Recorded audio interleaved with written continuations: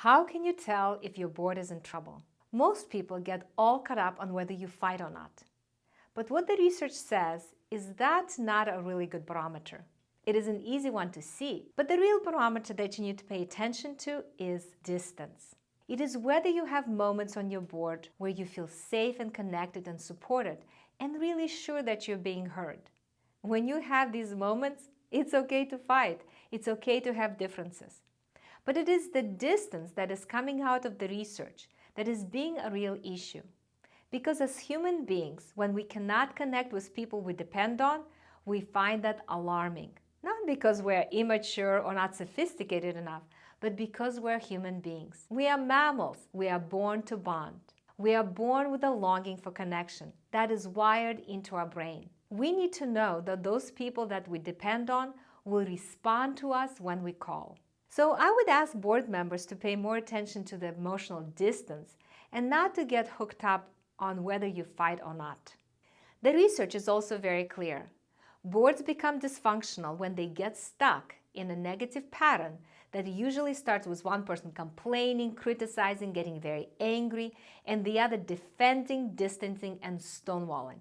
One starts pushing, the other starts backing off. The more one backs off, the more the other pushes. And they get caught in this terrible negative cycle. And then the cycle gets its own momentum, and before you know where you are, you start to think of the other person as dangerous, as an enemy, and you start to physiologically respond to the other person like they're dangerous. And then you don't understand what's going on.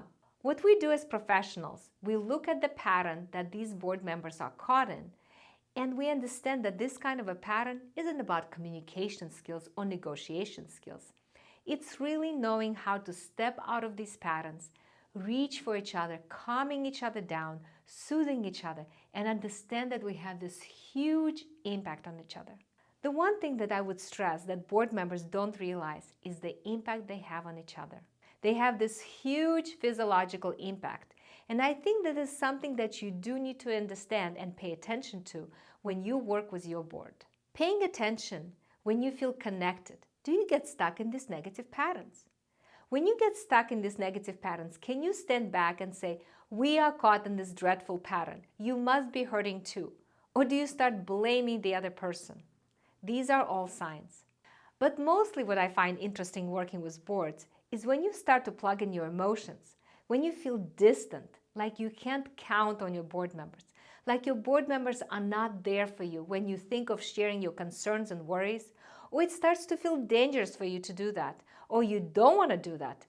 That is how you know your board is in trouble.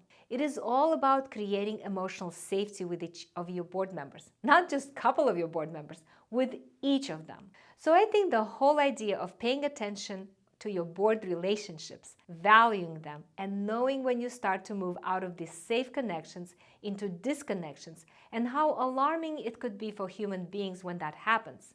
I think when you start to do that, you'll have a better barometer of your board effectiveness.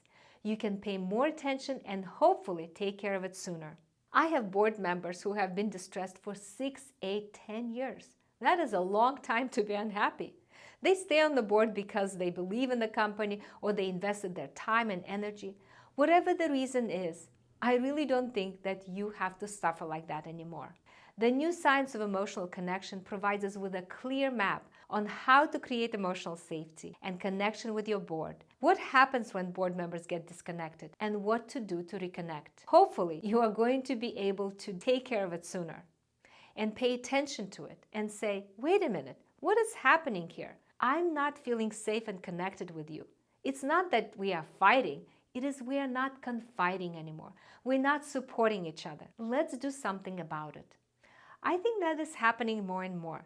The active approach is let's do something about it. The way I approach board performance is that there's no perfect board member. It's not about going and finding that the right person.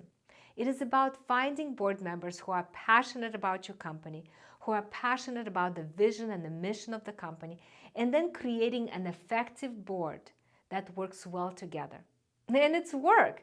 It's also the most incredible fun that you could have, and it's incredibly challenging, but it's work. You got to work at it.